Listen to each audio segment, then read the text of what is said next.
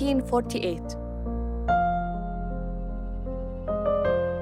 For Palestinians, that year is Nάκμπα, or the catastrophe.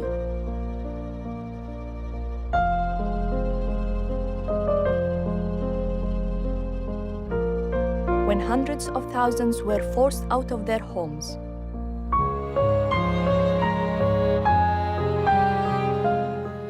For Israelis, that year marks the creation of the State of Israel.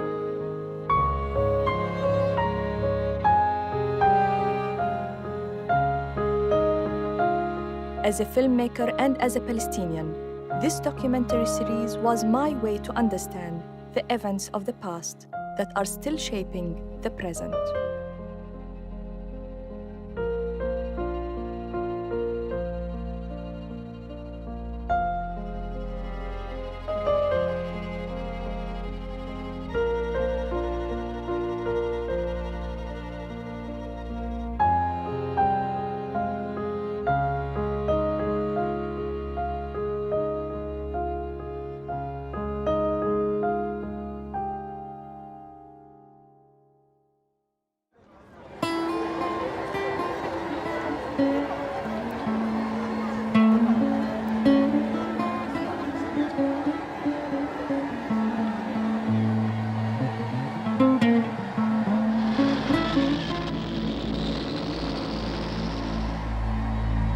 On April the 19th, 1936, the Palestinians launched a national strike to protest against mass Jewish immigration and what they saw as Britain's alliance with the Zionist movement.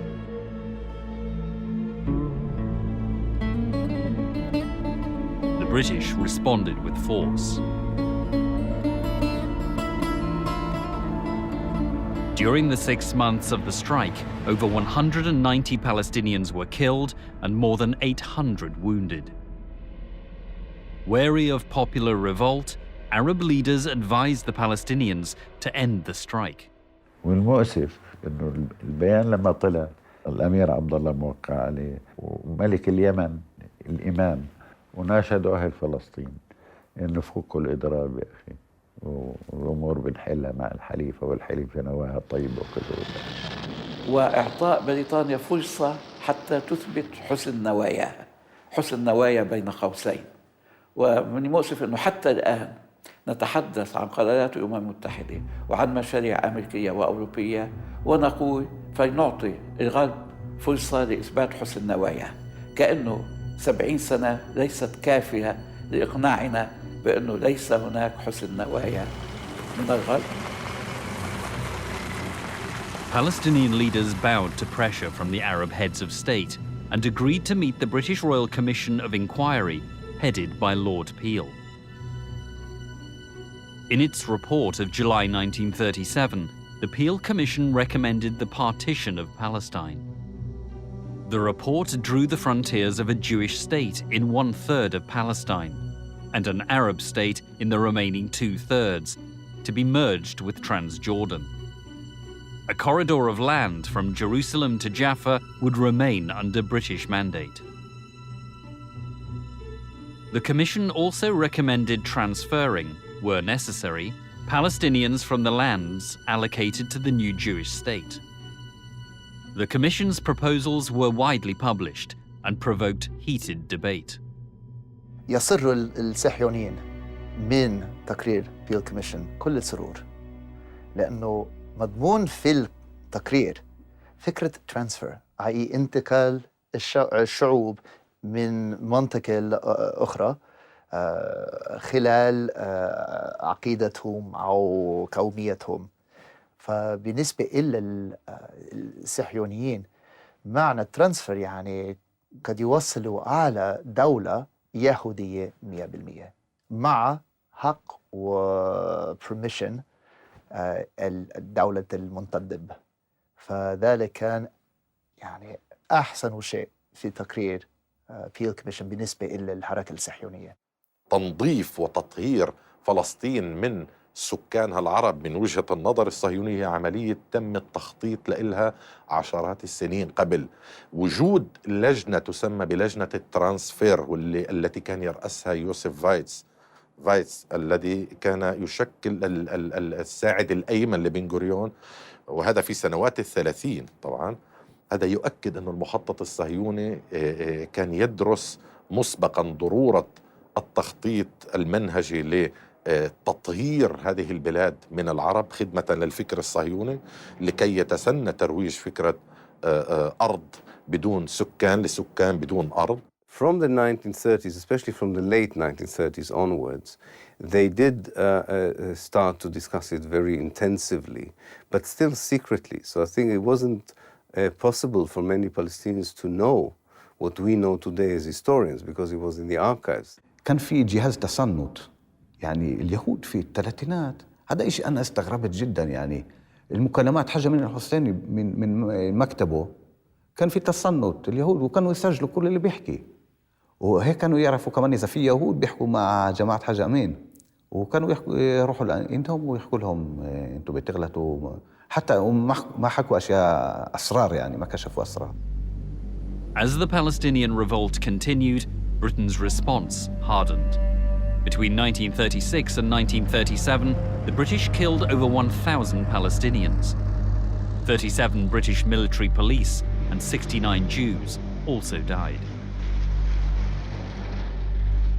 In September 1937, Britain declared martial law and disbanded the main Palestinian political organ, the Arab Higher Committee, headed by the Mufti of Jerusalem, Haj Amin al-Husseini. 5 of its members were exiled to the Seychelles Islands in the Indian Ocean, a remote British colony. One of these was the mayor of Jerusalem, Hussein al-Khalidi. Outcast in the Seychelles, he wrote a diary condemning British policy and its support for Zionism. In October 1937, fearing imprisonment, Haj Amin al-Husseini and other Palestinian leaders fled to Lebanon.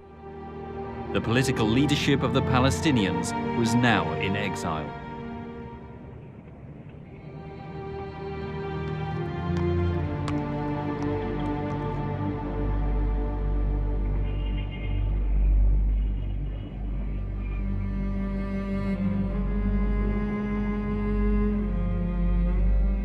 A school textbook from this period shows what Palestinian schoolchildren were learning. The book defines Palestine as bordering Lebanon, Egypt, Syria, Transjordan, and the Mediterranean Sea. Within 10 years, all this was to change.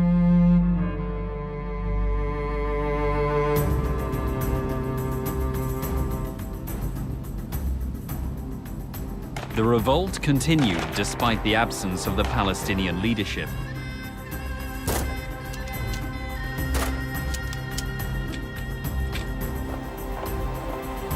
To crush the protests, Britain sent in reinforcements.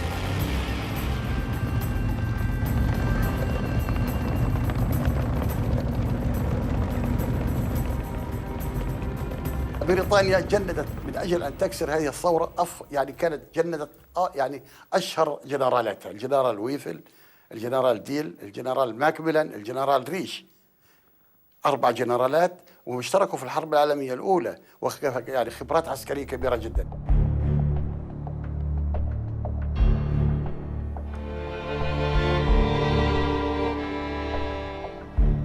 British troops spared no effort in seeking to disarm the Palestinians. This included widespread searches for weapons.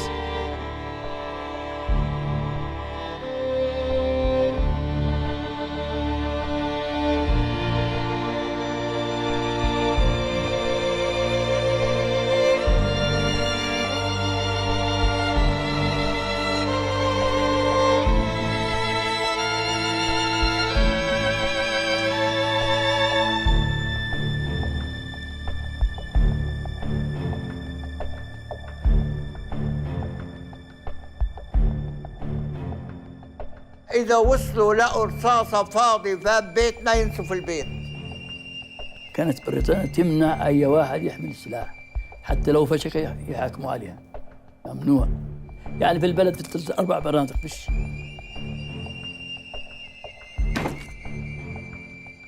يجوا عنا تفتيش يفتشوا يحطوا يكبوا الطحين على القمح على العدس خربطوا الدار ويطلعوا يطلعونا احنا عند المدرسة يصيروا يحكوا كلام عاطل الانجليز يفتشوا البلد ويروحوا ونرجع الدار بهدلونا الله يبهدلهم. كنت أوعى الإنجليز كيف كانوا يجوا ياخذوا النسوان يحطوهم، تاخذني امي على الجامع ياخذوهم يحطوهم في الجامع ويفوتوا يفتشوا البيوت على الرجال يدوروا على الرجال ويقولوا غيمت بس يجي الانجليز بالدبابات وبالكذب هذه والطيارات يهربوا الرجال لانه بدهم يدوروا على رجال الثوره. بدي احكي لك الحكايه. اجى العيد لبسنا أواعينا وطلعنا من نروح على الجامعة نصلي، ما حسينا للطيارات إلا الجيش دخل. لما أخذونا قعدونا فتحوا في كرزات محلات وقالوا كمون بهالسنقات وفلينا، عبونا في المحلات كلياتها، سكروا علينا، فيش لا شرب ولا شيء، صرنا مبول على حالنا. الرد فعل بالنسبة للسلطة البريطانية كان عنيف جدا. كونوا في عندك concentration camps في فلسطين وأخذوا آلاف من المواطنين الفلسطينيين وحطوهم في هذول المخيمات للconcentration camps وفي نفس الوقت الاعتقالات. نعم، اعتقالات.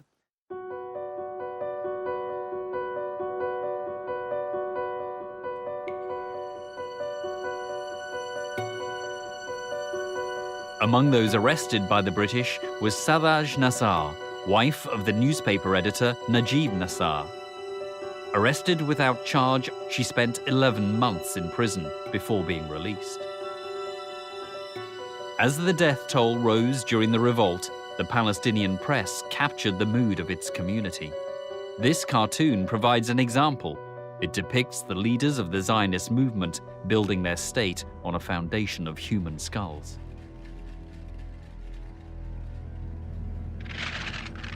While the British authorities disarmed the Palestinians, they armed and equipped special Jewish forces to ostensibly act as a protective militia for Jewish settlements. The Palestinians saw this as further evidence of British bias and injustice.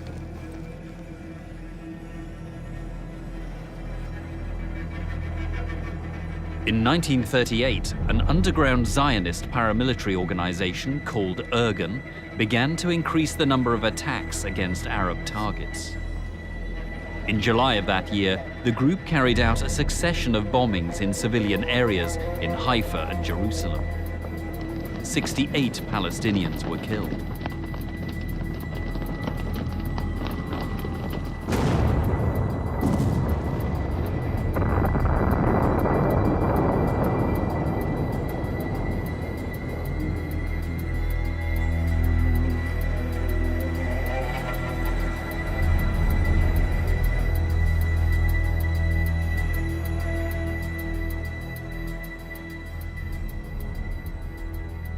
لا أتصور الصهيونية بدون عنف، سواء قبل قيام دولة إسرائيل أو بعد قيام دولة إسرائيل. In some cases, British officers were actively engaged in training Jewish paramilitaries. A Jewish paramilitary force called Haganah was trained by Ord Wingate, a British officer and ardent supporter of Zionism. Ord Wingate was very racist towards the Arabs. During his role as a British army officer in the Arab revolt, that he decided to append to his units Jewish soldiers, and he taught them how to occupy Palestinian villages, expel them, destroy them, and I think in many ways he contributed directly to the ideas of ethnic cleansing that would be perpetrated on the ground in 1948. Each volunteers plus 3 officers. In 1976, BBC ran a TV series about Wingate's life, containing a scene on his activities in Palestine. Using a combined force of British and Jewish personnel. British soldiers and Haganah men will assemble at 1900 hours, 15th of May, 1938.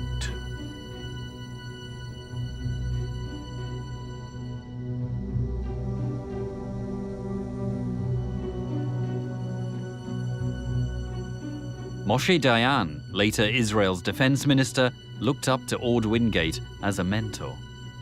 Wingate organized special night raids of armed Haganah and British volunteers against Palestinian villages suspected of harboring revolutionaries. وصلت الثورة الفلسطينية إلى قمتها في صيف 1938 وكانت هناك قيادات ميدانية كبيرة جدا. هناك تقريبا 65 قائد محلي و 14 قائد منطقة، فتقريبا من 60 إلى 70% من هؤلاء القادة كانوا من القساميين. مثلا في الجليل الأعلى كان هناك القائد خليل، القائد القسامي الذي اشترك في معركة يعبد مع الشيخ القسام خليل عيسى أو إبراهيم الكبير، منطقة الجليل الأعلى. عمل المنطقة الثانية كانت منطقة الجليل الأدنى أو الجليل الأسفل، وكان أيضا فيها بقود هذه المنطقة قائد قسامي. لذلك أنا قلت لك الثورة كانت ابتدت ثورة القسام، أبو إبراهيم الصغير اللي هو توفيق لإبراهيم. The Palestinian resistance leader in the Jenin area was Farhan al-Saadi. The Nablus region was commanded by Mohammed Salah al-Hamad, who was killed in May 1938. Abdel Fattah Mustafa took over command. In Jerusalem, the Palestinian commander was Abdel Qadr al-Husseini. In Jaffa, Hassan Salama. By 1938, the Palestinians were beginning to form into more coordinated groups in their uprising against British occupation and Jewish immigration. The commander-in-chief of the revolutionaries was Abdul Rahim al-Haj Mohammed. لاحق الإنجليز الوالد ووضعوا جوائز لمن يلقي القبض عليه أو يأتي به، والحمد لله تمكن من التخفي والهرب، وبدأوا يشكلوا فصائل فلسطينية للجهاد، واستمرت هذه الفصائل تعتمد على نفسها وتعتمد على القرى. وأذكر عندما جاء الإنجليز جاءوا ونسفوا بيتنا، كنا نيام، فأيقظونا وأخرجونا من البيت ونسفوا البيت على ما فيه. الوالد بعث رسالة إلى الحج أمين في تاريخ 18/3/1939 ويشير إلى الحج أمين بأنه بعض الثوار جاءوا إلى دمشق ويصرف عليهم على الملابس وعلى أشياء لا تهم الثورة كثيرا، ويجب أن توجه فلوس الثورة إلى الرصاص والبنادق. In the last line of his letter, Abdul Rahim al-Haj Mohammed warned that if the Palestinian political leadership did not toughen its stance, then the revolution would be defeated. A few days later, Abdul Rahim was killed in an ambush set up by the British in the village of Sanur. Abdul Rahim left behind him 4 sons. قضية حصار القائد عبد الرحيم الحاج محمد وسقوطه في صانور في آذار 1939، هذا الملف ما زال مغلقا في الأرشيفات البريطانية وفي الأرشيفات الإسرائيلية. والجهد بالنفس أقصى غاية الجهد، الشباب المجاهدين اللي ناضلوا واستشهدوا هذولا قمة الأمة، هم خير العناصر في الأمة على الإطلاق، لا أحد يدنو إلى أقدامهم، لكن لم يجدوا القيادات التي ترعاهم. تنظيم والتخطيط فقدناه من الأصل. القيادات كانت دون مستوى وعي المرحلة الحقيقية. Between 1938 and 1939, the British held dozens of military tribunals. 112 Palestinians were executed.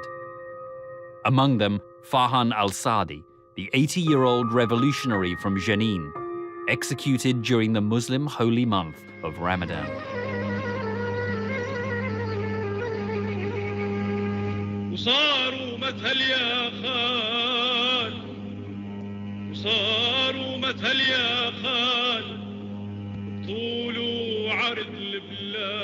اهتمام شديد كان عند البريطانيين بالأمن، ويسجلون هنا جميع الشخصيات الوطنية إنه هذا شخص مشاغب وهو غير محب للسلام ولأنه يحرض الناس.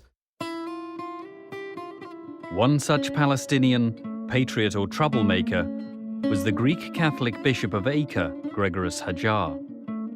He had warned against the Jews wishing to take over Palestine. Bishop Hajar is known as the Bishop of the Arabs. In 1940, he was killed in a car crash on the way to Haifa. Local police reports suggested it was not an accident. Today, he is held in esteem by both Christian and Muslim Palestinians.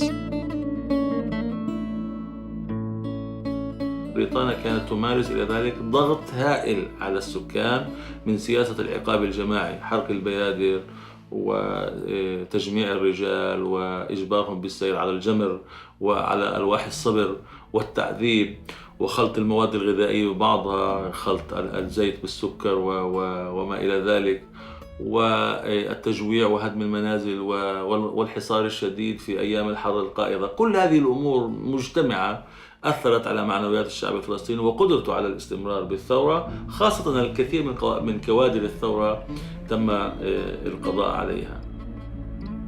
In addition to the targeting of its leaders, the revolution was also infiltrated. صاروا اليهود يشتغلوا مع المخابرات البريطانية، ومرات مثلا كان واحد يهودي يجي عنده صاحب عربي بيجيب معلومات، اليهودي بيتصل على الجيش البريطاني وبيروحوا مع بعض يسووا اعتقالات عشان اليهود طبعا ما لهمش دولة وما لهمش جيش حقيقي، يسووا اعتقالات في بلد معين. هذا صار كتير. وكمان كان عشان علاقتهم كانت كويسة مع البريطانيين، اليهود مثلا إذا كان بدهم يسووا واحد من الثوار يجندوه كعميل كانوا يتصلوا بالبريطانيين يقولوا هذا الشخص ممكن يشتغل معنا، هو في السجن، فلتوا عنه خلوه يطلع ويشتغل معنا. وأسسوا نوادي المسلمة الوطنية، وكانت تدعم من قبل الصهاينة، وهم حكوا ضد الحركة الوطنية. مثلا لما راحوا وفود الحركة الوطنية للندن هم كانوا يبعثوا بركيات ضد هدول الوفود ما تمثلنا والى اخره. يعني الصهيونية كانت تأسس نوادي اسمها إسلامية وطنية، مش بس إسلامية وطنية، وتدعمها بالمال سرا يعني بصير. وكانوا يقعدوا مع بعض اليهود هدول الجماعة من هدول النوادي وبكتبوا بركيات للمندوب السامي وللوزير الخارجية البريطاني.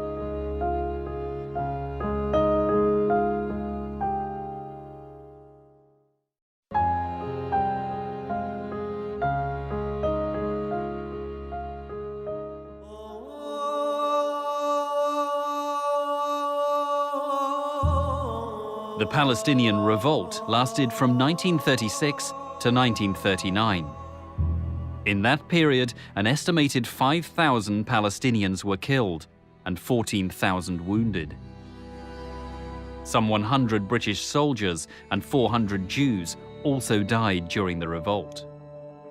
واحد من كل 10 شاب فلسطيني من هذا الأمر اللي يعمل الحرب، يعني بين ال 18 وبين ال 40، أم في السجن، أم مقتول، أم مجروح، أم مطرود من البلد. ففعلا كل الجيل الذي قد يكون جيش لمقاومة الحركة اليهودية في الأربعينات كان مفقود.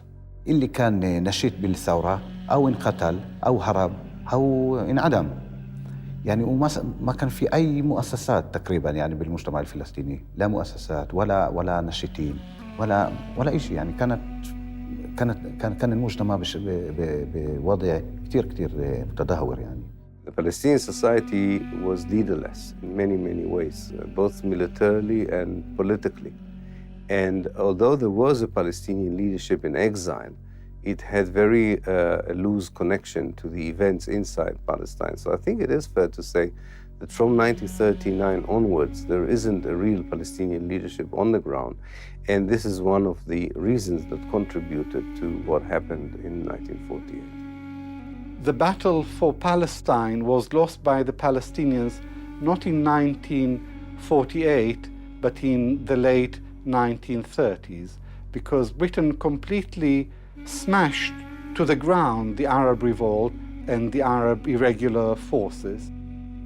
In 1939, Britain held a conference at St James's Palace in London to discuss the partition of Palestine. The Arab and Jewish delegations refused to sit at the same table. تلاقي الوفد الفلسطيني محضون بالوفد الأردني والمصري واليمني والعراقي. بنفس الوقت بتلاقي نفس القاعة وبنفس الجلسة بتلاقي الوفد الصهيوني اليهودي بن غوريون ووايزمان وشاريت ومحضون بملوك اليهود الأغنياء في العالم. يعني عدنا لنتفاوض مع الحاكم الشريك مع العدو الحقيقي لما تبقى لك من حقوق. After 5 weeks of talks, the conference failed in delivering the goal of bringing peace to Palestine. Later that year, the world was again at war. Soon, after the outbreak of World War II, Jews in Palestine were permitted to enlist in the British Army. Fighters from the Haganah paramilitary group were trained by the British. They would later form the core of the Israeli army. ضمن خطط الحقيقة دخلوا معه شكلوا بعض كتائب أو بعض وحدات وكذا إلى آخره من اليهود، وكثير من قادة اليهود اللي قادوا الحرب في 48 ولا يزال بعضهم كمان لا يزال بيجوز بعضهم أحياء منهم اللي اشتغلوا في الجيش البريطاني كمان في هذيك الفترة. وهذا على فكرة أثر في 48 عشان كان في كتير آلاف من اليهود منظمين ومجندين وبيعرفوا يستعملوا سلاح، ومنهم ضباط ومنهم بيعرفوا بالمدافع يعني وكل وباللاسلكي وبكل كل الأشياء وكل إنه الجيش مهني لازم يعرف شيء ما كان موجود بالطرف الفلسطيني طبعا. لا شك أن الخبرة التي استفادت الجندي اليهودي من خلال الحرب العالمية الثانية استفاد كثير خلال حرب فلسطين في الأربعينات. رأينا في فلسطين جنود يهودي لهم خبرة واسعة في استعمال الإسلحات وفي كل المجالات، حتى في الطيران، في الدبابات وفي السلاح البسيط التي يحمل الجندي العادي. فكان لهم كل الخبرة. وبعدين في العلوم العسكرية يوجد ضباط يهودية اللي وصلوا إلى هذه الدرجة تحت الجيش البريطاني. As war engulfed the world, in Palestine, according to Israeli historian Ilan Pape, Jewish groups initiated an intriguing intelligence-gathering operation. The first stage was the collection of material about every village in Palestine. This was called the Village Files project. They were quite amazing because they had information of every village in Palestine, mainly about the details of how good actually would be to take it over. So there's a lot of information about the quality of the land, how rich the people were, to the extent that they even knew how many fruit are on each tree, there is on each tree. What were the political affiliation of people, how easy or how difficult it would be to occupy it. So they started gathering in the 30s? Or in the late 30s, yeah. In the late 30s and early 1940s, yes. They were actually exploiting Arab hospitality, because if you come to a village in Palestine, it doesn't matter who you are, you're invited. And they used that hospitality in order to spy around. And especially what they needed were two things. One is to know how to access the village later on in order to occupy it, and to know what the village had in terms of assets and so on, that when they occupied, that people would not, run away with what the Zionists wanted for themselves. Zionists were keen to increase the number of Jews coming to Palestine. But following the St. James Conference in 1939, the British imposed limitations on Jewish immigration. This change in British policy was met with opposition. In 1940, a French-built ocean liner, Patria, was at Haifa harbor carrying 1,800 Jewish refugees who had earlier arrived from Nazi-occupied Europe. The British were deporting them to Mauritius. To prevent this, the Haganah group planted a bomb on board to disable the ship. A large hole was blown into the side of the ship, and some 260 people on board died when the boat sank. Details of this operation were disclosed 17 years later by the Haganah member who had planted the bomb. The British were struggling to contain the situation in Palestine. Meanwhile, in New York in May 1942, an important meeting took place at the Biltmore Hotel. Some 600 prominent American delegates and Zionist leaders attended. The meeting was prompted by the realization that America, not Britain, would henceforth play a part in the fulfillment of Zionist designs. Attendees included David Ben-Gurion, the head of the Jewish Agency, and Chaim Weizmann, president of the Zionist organization. في ذلك المؤتمر المنظمة الصهيونية اتخذت قراراً بنقل الثقل من بريطانيا إلى أمريكا. طبعاً كان ممهد لذلك علاقات قوية بين الصهيونيين في أمريكا وبين الحزبين الديمقراطي والجمهوري، وحتى الآن العلاقة قوية. لكن تطورت العلاقة. خروج أمريكا من الحرب العالمية الثانية سيدة العالم الغربي، ونزول بريطانيا إلى إمبراطورية سابقة حيث كانت الشمس لا تغيب عنها وأصبحت تغيب عنها تماما، وبالأساس تغيب عن لندن الشمس. ذلك شجع اليهود على أن يعتمدوا على أمريكا من خلال استمالة الزعامات والقيادات الأمريكية من الحزبين عن طريق رأس المال والدعاية الصهيونية في أمريكا. The Biltmore Declaration outlined support for what it called the establishment of a Jewish Commonwealth in all of Palestine. It condemned Britain's limits on Jewish immigration. Other Americans raised concerns about the Zionist program.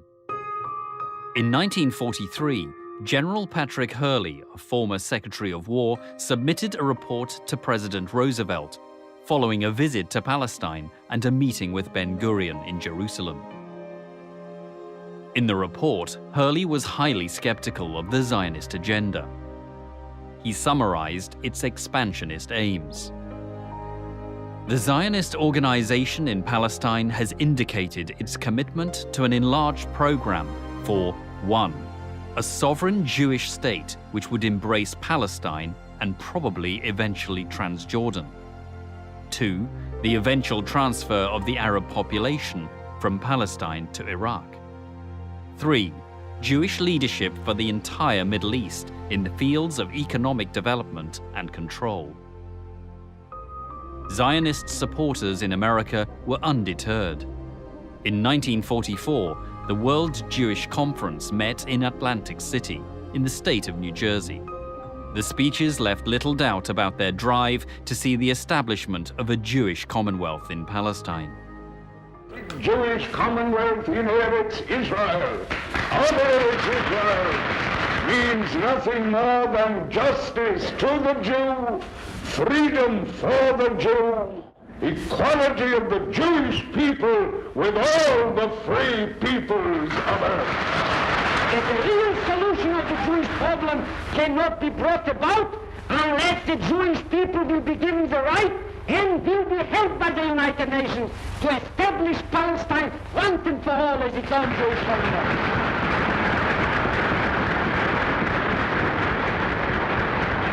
This conference appeals to the United Nations to ensure that the general scheme of post-war reconstruction shall include the establishment of Palestine as a free and democratic Jewish Commonwealth. In 1945, following the end of World War II, US President Harry Truman appeared to encourage the Zionist agenda by recommending the 100,000 displaced Jews in Europe be allowed to emigrate to Palestine. Always hoping that we'll finally arrive at the peace in the world which we anticipated when we created the United Nations. That's the only reason. Back in Palestine, Britain was maintaining its new policy of limiting Jewish immigration. As a result, the different Jewish paramilitaries decided to begin coordinating attacks against the British military. The main Jewish force, the Haganah, agreed to work with the Irgun and Stern Gang. The Jewish resistance movement was formed. David Ben-Gurion persuaded members of the Jewish community in America to fund the purchase of arms manufacturing machinery so that the Haganah could produce its own weapons. والله إنهم بالجبال منشورين وبتدربوا نضحك عليهم كل شو حركة بودينا وشو بيسووا هذول ليش هذول بيعملوا هيك يدبوا حالهم على الشوج والله على الشوج يدبوا حالهم ويتدربوا نضحك عليهم. Meanwhile, Palestinian politician Musa al-Alami went on a tour of the Arab world. In Arab capitals, he discovered complacency towards the situation in Palestine. The general view being that the Arabs vastly outnumbered the Jews and could control the Jewish minority. For their part, the British realized how volatile the situation had become in Palestine. They began to evacuate British families. Discussions went on between the Zionist movement and the British authorities. Documents reveal that Chaim Weizmann held secret conversations in March and July of 1946 with the British High Commissioner Alan Cunningham. In these talks, they discussed the partition of Palestine and how the parts of a viable Israeli state should be linked up, giving it control of both the Negev desert and the waters of Galilee. On the ground in Palestine, the British Army continued to confiscate arms from both sides. In the first half of 1946, over 300 Palestinians were arrested for the possession of weapons. At this time, the Grand Mufti of Jerusalem, Amin al-Husseini, was in France. He had spent the war years in Italy and Germany, hoping the Axis countries would win World War II and that their victory would herald independence for Palestine. Der Großmufti von Jerusalem besichtigt musulmanische Truppen der deutschen Wehrmacht. يعني حاج أمين كان يخاف إنه إذا بتصير في هون مؤسسات ويكون في هون قيادي جديد يمكن يعني ما يكون عنده تأثير زي ما كان وما يكون على منصب القيادي. مفتي القدس الحقيقة الحاج أمين يعني نحن بنحسن النية فيه، لكن كان في قناعتي أنا الشخصية دون مستوى القيادة. لكن تنسيش البيئة العامة في البلد. الرجل كان مفتي فلسطين العام ورئيس المجلس الإسلامي الشغلات، مش أنا اللي عينته، اللي عينه الإنجليزي يعني كمان. In May 1946, the Mufti went to Egypt to participate in a summit meeting of Arab leaders. The newly formed Arab League's first item of agenda was to coordinate a response to the situation in Palestine. A follow-up meeting of Arab foreign ministers was held in Bludan, Syria. Present as an observer was the Director of British Military Intelligence in the Middle East, Brigadier Iltid Clayton. Meanwhile, back in Palestine, the British Army was now the target of an increasing number of attacks from Jewish paramilitary groups. Against British restrictions, extremists wreck a train on the outskirts of Jerusalem. Armed crewmen inspect the hole where the explosion which caused the wreck occurred, and guards patrol the area. The continued unrest... Violence and death ride the ancient streets of Jerusalem. And here the climax, blasting of police headquarters. 3 men lost their lives in this attack. A roving band shot up the station first, then launched high explosives. Soldiers combed the debris for other dead as turmoil seethes in the cradle of brotherly love. New High Commissioner Cunningham investigates. Tommies patrol the streets and quiet descends. Is it the calm before another storm? The King David Hotel in Jerusalem, site of the largest and most audacious attack on the British Mandate forces. The building was used by the British as their administrative and military headquarters. On July the 22nd, 1946, a huge explosion demolished the entire southwest side of the hotel. 91 people were killed.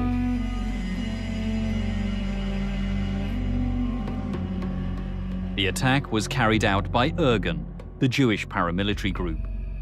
The King David Hotel was not to be their last target. On March 1st, 1947, Irgun blew up the British Officers' Club at Goldsmith House in Jerusalem. Jewish terrorist gang to intimidate authority. 16 persons die and 13 others are injured as extremists blow up the Officers' Club in an unremitting campaign of violence. Universal's cameraman, on the scene minutes after the explosion, records the stunned and shaken victims as they are carried from the wreckage. Few of the 50 officer inmates of the club escaped injury as extremists, under cover of rifle fire, hurled explosive-laden suitcases through the windows and doors of the building. Several of the injured died later of their wounds. The club is a shambles, a reprisal for the deportation of Jews from Haifa. In July 1947, Irgun kidnapped 2 British sergeants, Clifford Martin and Mervyn Pace. They were abducted as retaliation for the arrest and scheduled execution of 3 Irgun members. The British authorities carried out the executions of the 3 Jewish militants. The following day, the 2 British soldiers were found hanging in a field near Netanya. Follow the hanging of 2 British sergeants by extremists. Palestine becomes an armed camp. Sad hanging of the 2 British Army sergeants probably accelerated the speedy exodus from Palestine of the British Mandate. The graves of the British soldiers can still be found in a British military cemetery in Ramle, south of Tel Aviv.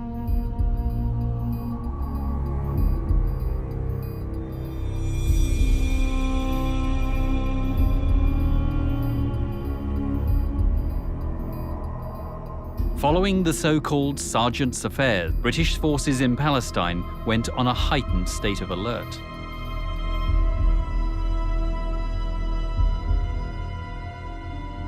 The leader of Irgun was Menachem Begin. The group's symbol contained the map of a Jewish state that encompassed the whole of Palestine as well as Transjordan. 25 high-ranking officials of the Irgun-Zwei Leumi and Stern gang were arrested. British authorities arrested Begin after distributing his photo with the slogan, "Wanted for murder."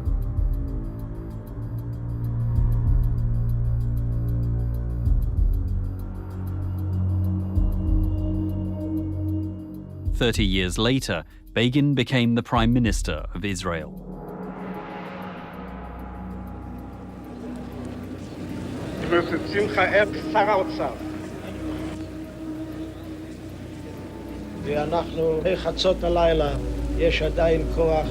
Signed by President Sadat and Prime Minister Begin, and it will be. In 1978, Begin was awarded the Nobel Peace Prize along with Egypt's President Anwar al-Sadat.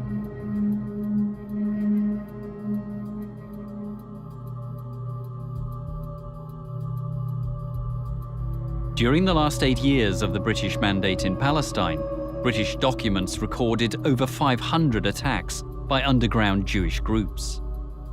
These included parcel bombs sent to British officials.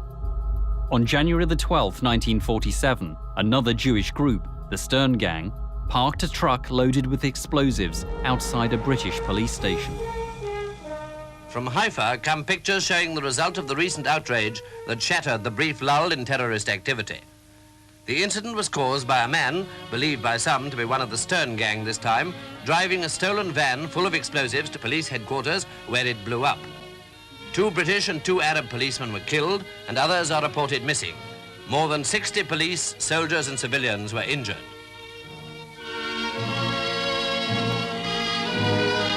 Many of the casualties were caused by flying glass, and a great deal of damage was done, not only at police headquarters, but also in the neighborhood. Windows were broken as far as a mile away.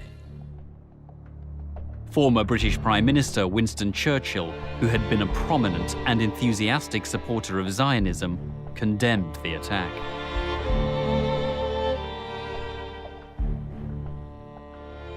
With attacks on British troops escalating, the British felt increasingly beleaguered in Palestine.